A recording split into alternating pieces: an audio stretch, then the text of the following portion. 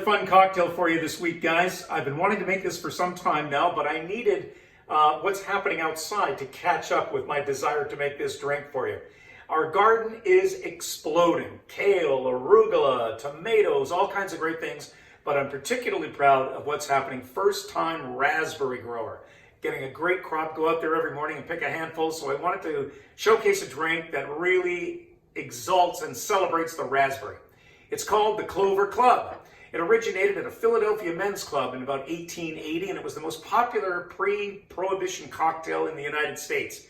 The barman at the Clover Club apparently had a bit of a scent too and decided to hike off to the Plaza Hotel and took the cocktail with him, and the entire world discovered it. In 1934, Esquire magazine said that this was one of the 10 worst cocktails in creation and that it was only suitable to be consumed by pansies. They also said that the cocktail, the recipe, should be relegated to the ladies-only cocktail section of any respectable drinks book in the world. Well, of course, a lot's changed in 90 years. All of that is nonsense. I was doing some reading, actually. It's kind of interesting. Until the mid-1930s, boys were traditionally dressed in pink, and because that was the trouble with the drink, it was pink. But boys were traditionally dressed in pink, and because it was a bold and vibrant color, and girls were traditionally dressed in blue because of a dainty, demure, quiet, soft color. Nonsense. Why all that changed, I have no idea. It was probably some fashion guru or something who decided to change it all up to sell a new line of clothes. This drink, the Clover Club, it's a really fun drink, but it does have a couple of elements. Don't let them scare you off, okay? We've got nothing but time these days in order to take the time to do these things. The first thing you're going to have to do is make some raspberry syrup. Now, you can use Rose's Grenadine, but it's a totally different drink. It'll just give you the right color. Okay? So take a cup of raspberries, preferably from your own garden. You can use frozen if you want. It doesn't matter. Put them in a pot with maybe 4 ounces of water. Try maybe a half a cup, maybe a little less, depending on how sweet the raspberries are. Put it in a pot, and then you want to strain it.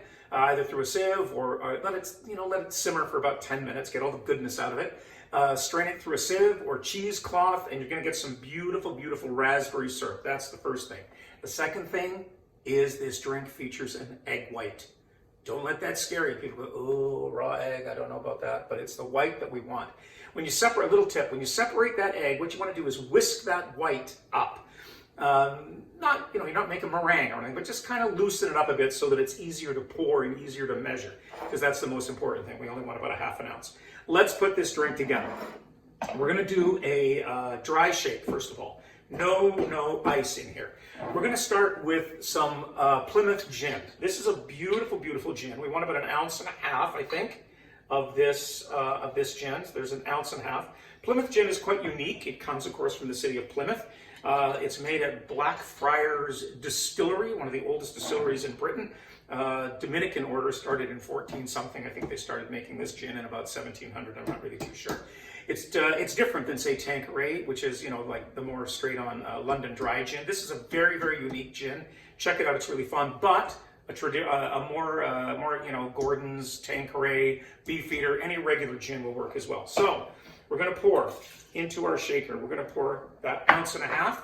We're going to add 1/2 ounce of dry vermouth. We talked about this. You want it to be fresh. Don't let it sit around for forever. Use it and enjoy it. So we're putting in 1/2 ounce of dry vermouth. We're going to put in about 3/4 ounce, or the juice of half a lemon, fresh lemon, is going to go into that. We're going to add, look, this beautiful raspberry syrup. Right out of the garden. That's about 3/4 ounce. We're going to put that right in there on top, and then we're going to add our 1/2 ounce of slightly whisked egg white, and that's going to give us a beautiful froth on the top of the drink. There we go, and that goes in there like that. And again, as I said, this is a dry shake, which means there's no ice, and we want to shake this for about 30 seconds because we really want to get a great froth on that egg white. So just keep shaking. Shake, shake, shake, shake, shake. Shake until your arms get sore, and then shake some more.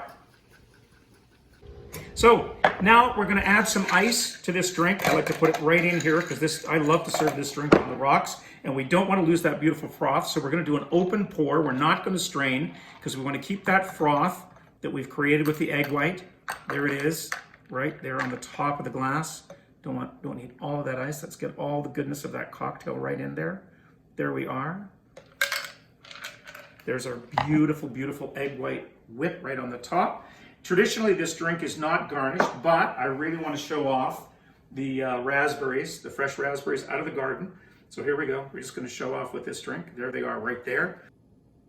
There it is, my friends, the beautiful Clover Club. Check it out. It's a celebration of the raspberry. Oh, yeah. Remember, COVID-19 may drive you to drink. Do not let it drive you to drink and drive. Cheers.